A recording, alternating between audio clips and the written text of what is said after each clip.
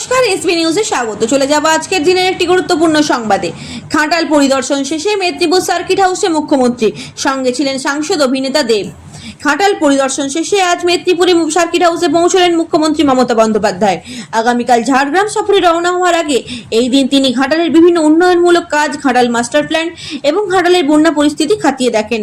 ঘাটাল থেকে মেদিনীপুর ফেরার পথে মুখ্যমন্ত্রীকে এক ঝলক দেখার জন্য রাস্তার দুই ধারে ভিড় করে জমান হাজার হাজার তৃণমূল কর্মী, সমর্থক ও সাধারণ মানুষ। মুখ্যমন্ত্রীর উপস্থিতিতে এলাকা জুড়ে ছিল উৎসবের আমেজ।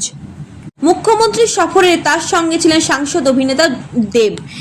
এছাড়াও উপস্থিত ছিলেন তৃণমূল কংগ্রেসের একাধিক উচ্চপদস্থ নেতারা। মুখ্যমন্ত্রী মেদিনীপুর সার্কিট হাউসে পৌঁছলে দলীয় নেতৃত্বের পক্ষ থেকে তাকে স্বাগত জানানো হয়। সার্কিট হাউস চত্বরে তৃণমূল কংগ্রেসের তরফ থেকে ছিল বিশেষ আলোকসজ্জা ও সাংস্কৃতিক আয়োজন, যা শহরের মানুষদের মধ্যে ব্যাপক উৎসাহের সৃষ্টি করে। মুখ্যমন্ত্রী সফরকে কেন্দ্র করে শহর জুড়ে ছিল কড়া নিরাপত্তার ব্যবস্থা। প্রশাসনের তরফ থেকে নেওয়া হয় সব রকমের প্রস্তুতি। মেদিনীপুরের মাটিতে ঐতিহাসিক মেদিনীপুরের মাটিতে মমতা বন্দ্যোপাধ্যায় আসছেন, আমাদের লড়াকু নেত্রী, আমাদের প্রাণপ্রিয় মুখ্যমন্ত্রী।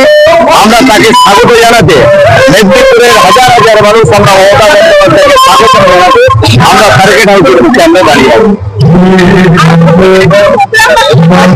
মমতা বন্দ্যোপাধ্যায় মেদিনীপুরের সার্কিট হাউসে আজকে থাকবেন। আগামীকাল ঝাড়গ্রাম প্রোগ্রাম আছে, সেই জেলায় গিয়ে সেই জেলার উন্নয়নে উনি সামিল হবেন।